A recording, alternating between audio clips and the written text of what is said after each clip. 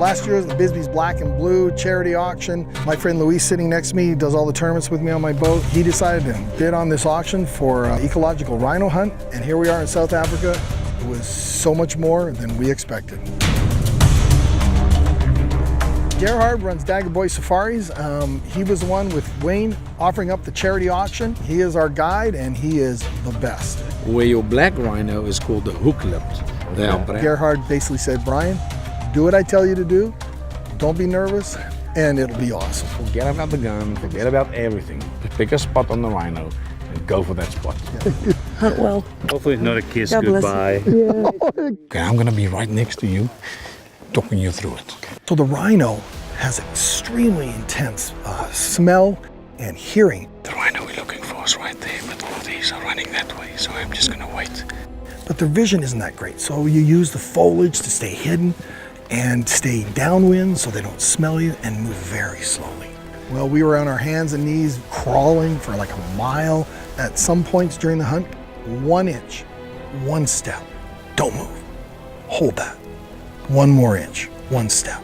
I need her to turn around. The dart being so light can be deflected by a little twig, but also we were challenged with the wind. It started to come up and that'll move the flight of the dart. So we had to really be intense and have a clear shot.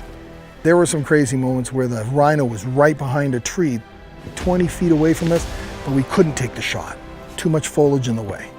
After almost 2 hours of pretty much within the trees and the thickets, she finally came out to a small clearing. I was just going, oh Lord, please don't miss. Come on, girl. On the shoulder. Take her. Ooh! Hold on. Yeah! Woo! Yeah. Okay, let's just... It was so emotional. That was so awesome. You did it, buddy. There was a small entourage waiting to see if Brian gets it done.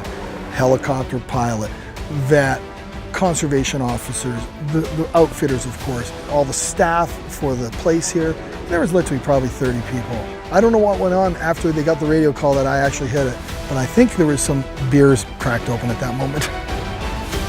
So Rhino is very sensitive to anesthetic, so you have to get the dose very right while we're doing our job and getting it done quickly as possible.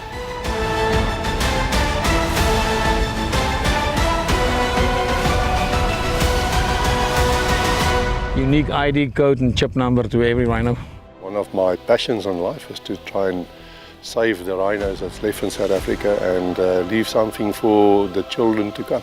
Rhino populations are being decimated by illegal poaching, which is why our Bisbee's Conservation Fund created an anti-poaching ranger training academy, so more good guys are out there fighting this war. The only thing in between a rhino and a bad guy gotta be a field ranger, boots on the ground.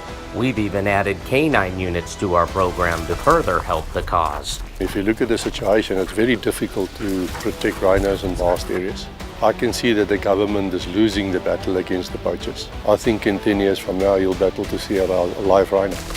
The benefit from this type of a program for the species, it raised a lot of money, which helps my project for training field rangers to get more people out in the field protecting them. Drilling is probably one of the most important things. How long can we sustain this kind of expense? Make sure when you put the weight. There's never enough money to do what's got to be done, so my job's to raise that money to equip these guys. Goes to fire, yeah. Our school, our academy, our program is second to none down here. I just can't offer up enough thanks to Wayne and the Bisbee Fish and Wildlife Conservation Fund, She's getting up. Gerhard and Daggaboy Safaris for offering up the trip and opportunity of a lifetime. I hope we get an opportunity to do it again next year. It was absolutely amazing.